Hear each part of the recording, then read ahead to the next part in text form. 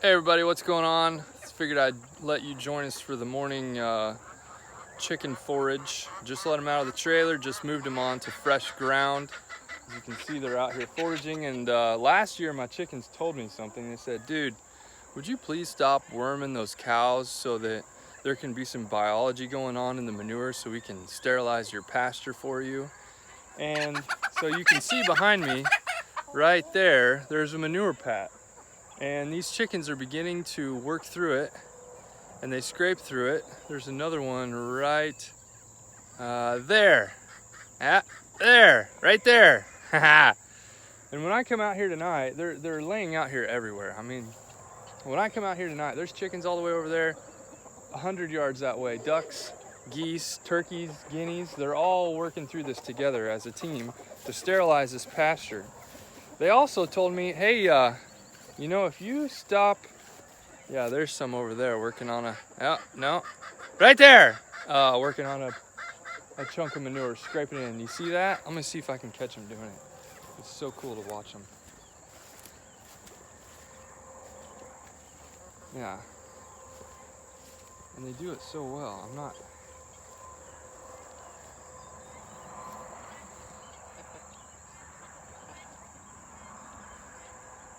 There's biology in that manure, and it's not there when the biome of that cow is sterile.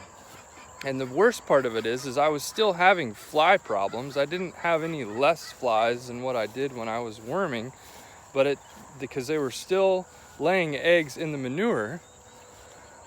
But in fact, I had more flies last year when I did worm than I did this year when I didn't worm. For the simple fact that I'm doing a much better job of moving them this year, and the chickens are doing an extreme job of sterilizing that manure so that those flies, when they lay eggs, it's breaking that egg cycle and they can't continue to reproduce.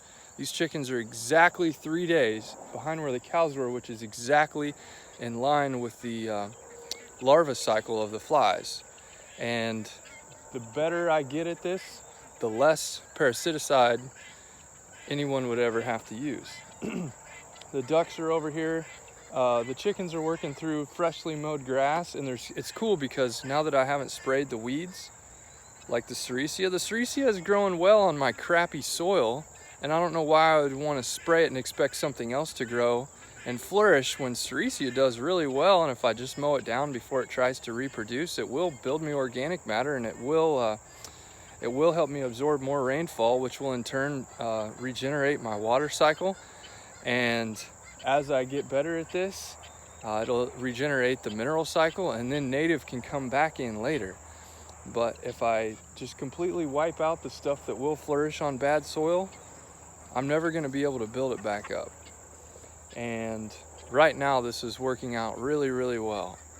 I've introduced some new species, some annual and perennial species into this, and they're trying to take hold.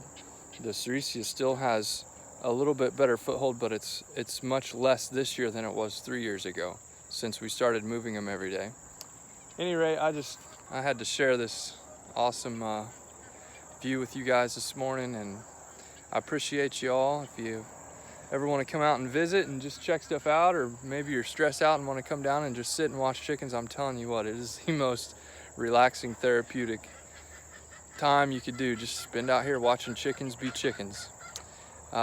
Anyway, hope you guys have a great day today. Love you. We'll catch you later.